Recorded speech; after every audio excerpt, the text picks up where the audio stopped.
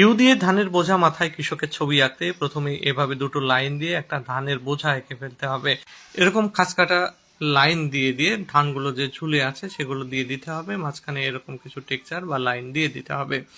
এবার দিয়ে দিতে হবে ইউটা, ধানের আটির নিচে এরকম সুন্দর একটা ইউ দিয়ে দিতে হবে। ইউর উপরের অংশে এরকম দাগ দিয়ে একটা গামছা ঝুলিয়ে দিতে হবে বাঁধা অবস্থায়, কান দিয়ে দিতে হবে এক পাশে।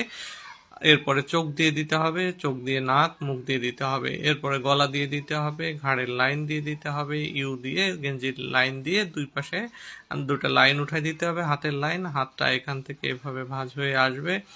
আর গেঞ্জি পরা গেঞ্জির হাতা দিয়ে দিতে হবে। এরপরে গেঞ্জির লাইনগুলো নিচের দিকে নামিয়ে দিতে হবে এভাবে কোমর পর্যন্ত। এরপরে হাত কমপ্লিট করে দিতে হবে, হাতের পাতাটা যাতে সুন্দর দেখা যায় সেটাও দিয়ে দিতে হবে ঠিক করে, যাতে ধরে আছে বোঝা যায়।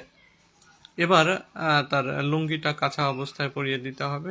লুঙ্গিতে কিছু কিছু দাগ দিয়ে দিতে হবে এবং এরপরে সেখান থেকে পা বের করে পায়ের পাতা সুন্দর করে এভাবে এঁকে দিতে হবে, বুড়ো আঙুল সহ অন্য আঙুল। অন্য পাটাকেও এভাবে দিয়ে দিতে হবে, এটা একটু ভাঁজ করা অবস্থায় থাকবে। পায়ের পাতাটা সুন্দর করে দিয়ে দিতে হবে, আঙুলগুলো দেখা যাবে। এরপরে কতগুলো ধানের গুঁড়া দিয়ে এটাকে রং করে দিতে হবে। ধানে হলুদ, সবুজ বিভিন্ন রং দিয়েছি, গায়ে অ্যাশ কালার, নীল রঙের লুঙ্গি দিয়ে শেষ করলাম। তোমাদের কেমন লাগলো?